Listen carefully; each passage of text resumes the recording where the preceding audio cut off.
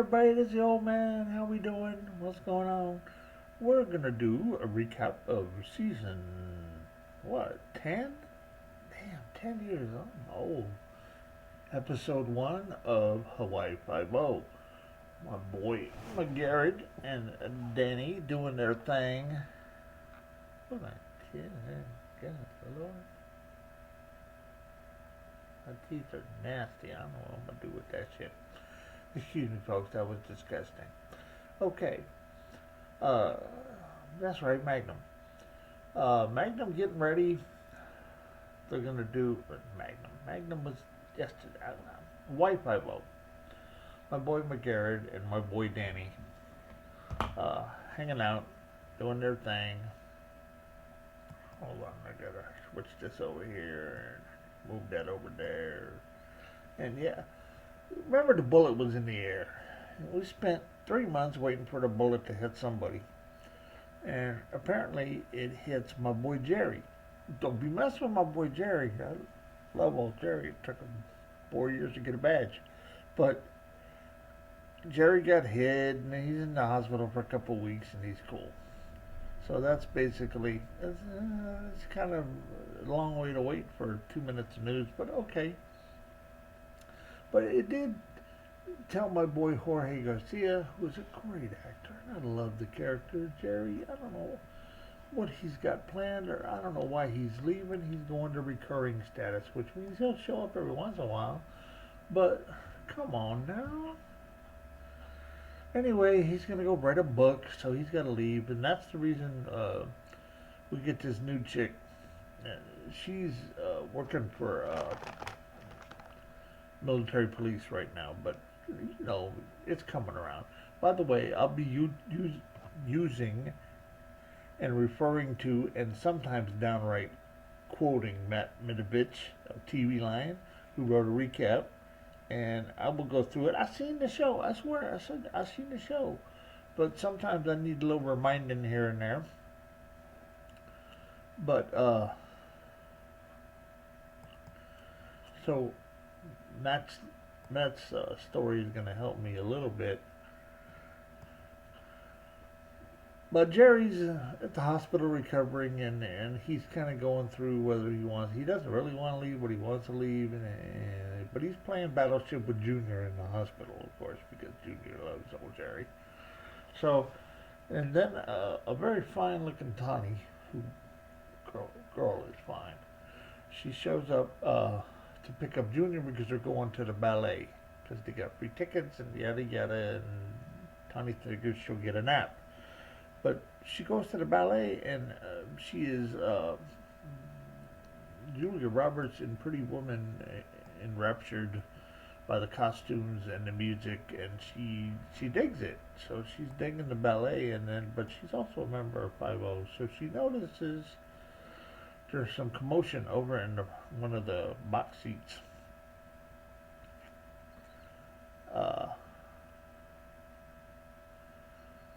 Yeah, they gotta investigate this thing. So they go run down the hallway, and the security guards running everywhere. It turns out the dude that was sitting over there got capped. And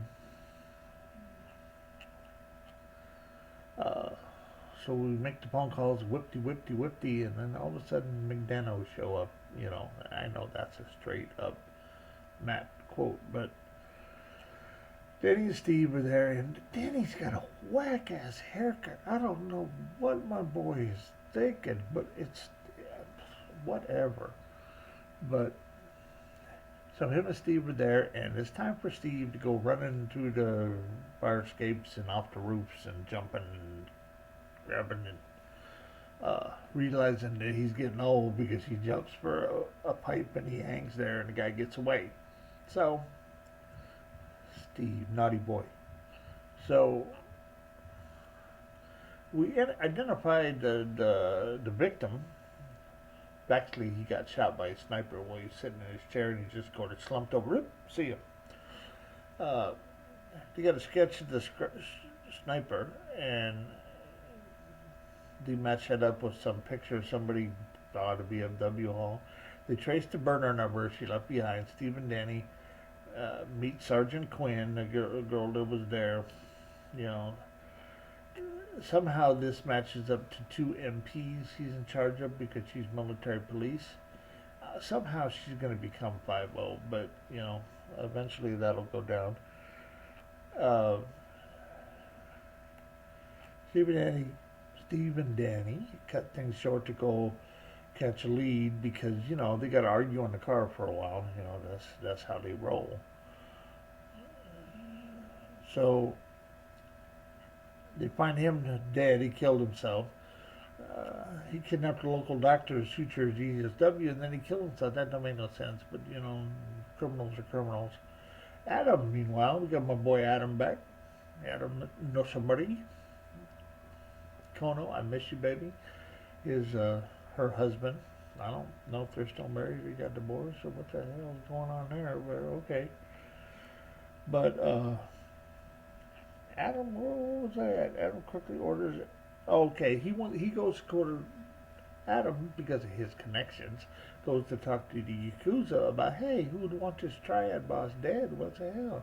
And they're saying, and we're going through all that. And then Quinn, the chick with the military police, she shows up and comes busting in there.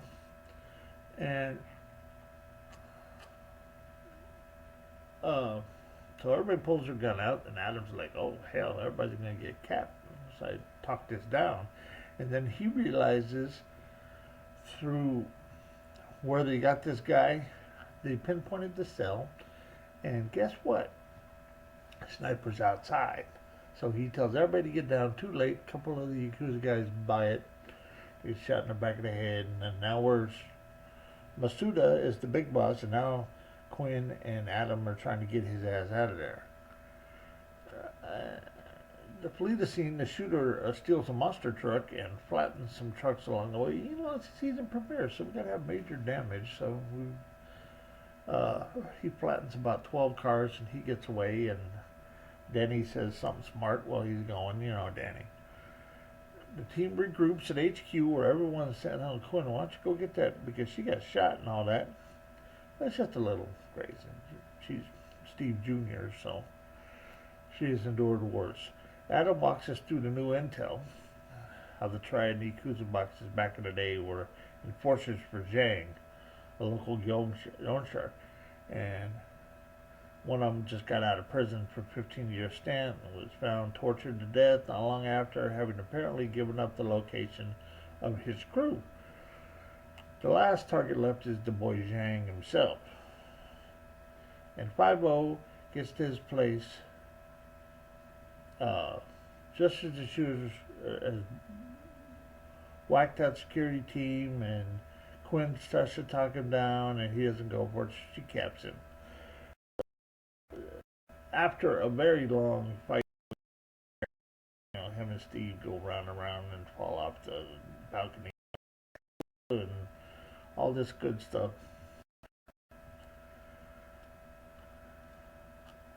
But actually, before all this happens, they get that the big bad guy is a boy they met earlier, a real estate developer named Wes Cullen.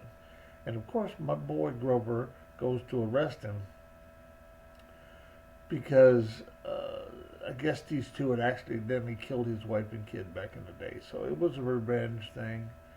And he got away to 15 years for it. It's Rob Morrow from Numbers and Northern Exposure. I like Rob Morrow. He was cool, but he went to jail.